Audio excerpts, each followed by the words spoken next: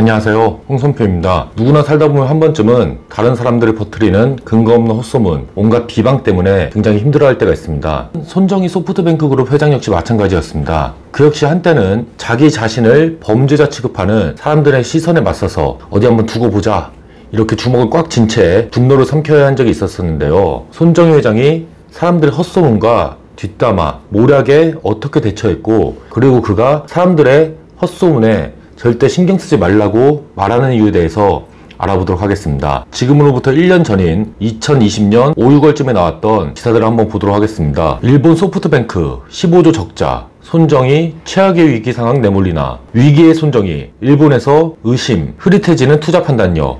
그러니까 일본에서 손정희의 투자 판단력에 대해서 의심이 높아지고 있다. 침몰 위기에 거함 일본 소프트뱅크에서 마윈도 떠난다. 손정희 제국 3가지 판단 미스 있다. 실력이었나 거품이었나, 50년 인생계획 위기 맞은 손정희. 그동안 손정희가 거의 50년 동안 이뤄온 모든 것들이 다 거품이었다, 이렇게 바라보는 기사까지 나왔던 겁니다. 손정희 회장 자신을 예수에 비교해서 논란. 한때는 예수님도 사람들한테 제대로 이해받지 못했다, 그렇게 말한 적이 있거든요. 그러니까 지금은 굉장히 힘들어 보이지만 내가 했던 결정들이 나중에는 결실을 맺어서 돌아올 것이다, 이렇게 이야기했던 건데, 그걸 두고 어떤 사람들은 손정희 회장이 자기 자신을 예수에 비유했다, 막 이렇게까지 비난할 정도로 손정희 회장에 대한 여론이 안 좋았습니다. 지금까지 말씀드린 기사만 보면은 2020년은 진짜 소프트뱅크 역사상 가장 큰 위기가 있었던 해라는 걸 알 수 있는데요.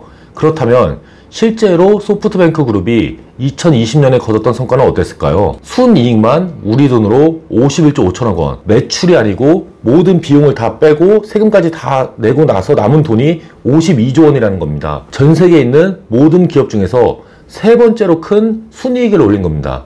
일본 기업 중에서는 역사상 1년 동안 가장 많은 돈을 벌어들인 기업이었습니다. 사람들이 굉장히 작년만 하더라도 소프트뱅크가 거의 지금이라도 당장 망할 것처럼 이렇게 막 이야기하고 그런 내용에 대해 다룬 기사들이 쏟아졌었는데, 실제 결과는 완전히 달랐던 것이죠. 소프트뱅크 그룹이 지난해 이렇게 엄청난 실적을 거뒀던 데는 쿠팡의 역할이 컸습니다. 소프트뱅크 그룹 같은 경우에는 쿠팡의 최대 주주였는데요. 이 쿠팡이 올해 초에 그 나스닥에 상장이 되면서 굉장히 주가가 많이 올랐고, 그렇기 때문에 소프트뱅크 그룹도 그 주가가 오른 만큼 이익을 거둘 수 있게 된 것입니다. 사실 저 같은 경우에는 지난해 이렇게 손정희 회장에 대한 굉장히 안 좋은 기사, 소프트뱅크가 곧 망할지도 모른다는 기사를 보면서 저거는 좀 과장된 기사다, 제가 그렇게 생각할 수 있었던 건, 지금 여기 보시는 것처럼 제가 그동안 손정희에 대해서 다룬 여러 권의 책을 꾸준히 읽어왔기 때문입니다. 그리고 이 책들을 보면은 손정희라는 사람이 지금까지 굉장히 여러 차례나 그런 망할 뻔한 위기를 다 이겨내오면서 회사를 성장시켰다는 사실을 알 수 있는데요. 지금껏 손정희 회장이 겪어온 위기 중에서 가장 큰 위기는 2000년 IT 버블 때였습니다. 당시 닷컴 버블이 터지면서 전 세계 IT 기업들의 주가가 파바박 이렇게 폭락을 했고, 소프트뱅크 역시 마찬가지였습니다. 소프트뱅크의 주식이 100분의 1 토막이 됐습니다. 이렇게 되면서 손정희 회장이 그 당시 굉장히 사람들의 헛소문과 비난, 모략, 유언비어 등에 굉장히 많이 휘달리게 되십니다. 세상의 인심이라는 게 얼마나 이렇게 쉽게 변할 수 있는지 그것도 아주 뼈저리게 느끼게 되십니다. 넷버블이 한창일 때는 만면에 웃음을 띠고 찾아오던 사람들이 주가가 100분의 1로 떨어지니 손바닥 뒤집듯 변하더군요. 저를 범죄자 보듯 바라보는 사람이 있는가 하면 파티 같은 곳에선 눈도 마주치지 않으려고 했습니다. 당시 이제 IT 기업들의 주가가 이렇게 폭락을 하면서 IT 기업을 운영하는 사람들을 거의 이제 뭐 사기꾼이다, 이런 시선이 굉장히 강했는데, 손정희 회장 역시 같은 취급을 받으면서 거의 이제 범죄자 취급을 받았던 겁니다. 심지어 저를 따돌리고 자기네들끼리 수군거리는 사람들도 있었습니다. 손정희 회장과 소프트뱅크 그룹이 굉장히 어려워지니까 뒤에서 막 수군수군거리면서 내 저럴 줄 알았다, 이렇게 이야기하는 사람들이 굉장히 많이 늘어난 거죠. 전 속으로 두고 보자라고 생각했죠. 내가 다시 내 기업을 이렇게 제대로 키워갖고 너희들이 감히 나를 이렇게 비웃고 헛소문을 내게 그렇게 하지 못하도록 하겠다, 굉장히 이렇게 화가 나서 결심을 하신 겁니다. 그런데 신기하게도 막상 그런 상황에 몰리자 제 안에 살아있다는 감각이 돌아왔습니다. 이제 사람들의 그런 비난과 유언비어 때문에 오히려 사업가로서의 야성을 되찾게 됐다. 이렇게 IT 버블이 퍼진 다음에 손정희 회장이 그럼 어떻게 다시 소프트뱅크 그룹을 일으켜 세웠는지 그걸 간단하게 말씀드리자면, 우선 여기 이렇게 야후 비비라고, 야후 브로드밴드라는 뜻입니다. 브로드밴드란 이제 초고속 인터넷망을 말하는데요. 그 전까지는 소프트웨어 유통과 출판업에만 종사하던 이 소프트뱅크 그룹이 인터넷 통신업에 뛰어들어갔고 일본의 인터넷 통신 사업에서 존재감을 드러내기 시작합니다. 사업의 기반을 닦은 뒤에는 보더폰이라고 해서 영국의 통신회사가 있는데, 그 통신회사가 일본에 운영하고 있던 그 지사를 인수해갖고 휴대폰 통신 사업에도 뛰어듭니다. 통신 사업자로 자리를 잡은 다음에는 스티브 잡스로부터 아이폰의 독점 판매권을 갖고 옵니다. 이렇게 스티브 잡스와의 그 개인적인 네트워크를 통해 갖고 아이폰이라는 당시 최첨단 그 상품을 혼자 독점함으로써 소프트뱅크 그룹은 굉장히 이제 빠르게 성장해 나갈 수 있었고, 손정희 회장에 대해서 쓴 여러 권의 책을 읽으면서 느낀 손정희만의 인간관이 하나 있습니다.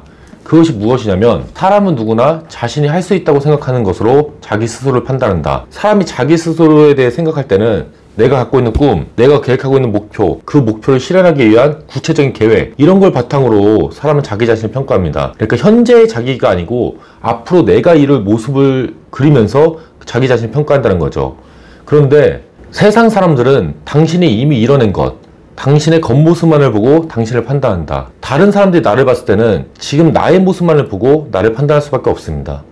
사람은 누구나 이제 뭐 다른 사람의 이제 마음이 어떤지를 정확하게 알지 못하기 때문에 그 사람의 겉모습만을 보고 판단할 수밖에 없다는 거죠. 그렇기 때문에 내가 지금 이런 생각을 하고 있는데 다른 사람들이 이해하지 못한다고 해서 그것을 절대 원망하거나 그 의견에 대해서 크게 신경 쓰거나 이럴 필요가 없다는 말입니다. 중요한 건 오직 행동으로 자신의 능력과 꿈을 증명하면 되는 것입니다. 굉장히 여러 가지 위기를 겪으셨잖아요. 뭐 1년 전만 해도 당장 뭐 손정희는 이제 끝났다, 소프트뱅크 그룹 망한다, 이런 뉴스들이 엄청나게 들끓었고, 2000년에 IT 버블이 무너졌을 때는 하루아침에 세계 최고의 부자에서 사기꾼, 범죄자 취급받는 수준까지 뭐 내려앉으셨는데, 손정희 회장은 이런 경험 등을 통해서 남의 이야기에 그렇게 신경 쓰는 게 별 의미가 없다, 그런 생각을 갖게 되셨습니다. 남들이 뭐라 하든 그건 중요한 게 아니다.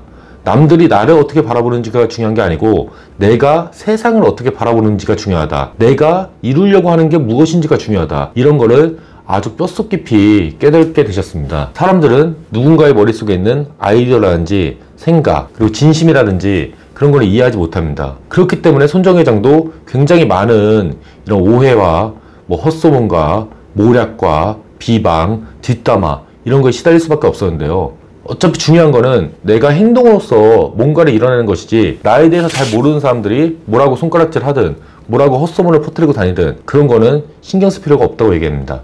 중요한 거는 오로지 실천으로 진짜 세상에서 나의 가치를 증명하는 것, 이게 바로 손정희의 철학입니다. 그리고 그가 여태까지 성공의 길을 걸어갈 수 있었던 굉장히 큰 비결이고요. 다음번에 더 재밌고 유익한 내용을 갖고 찾아뵙도록 하겠습니다. 감사합니다. 지금까지 홍선표였습니다.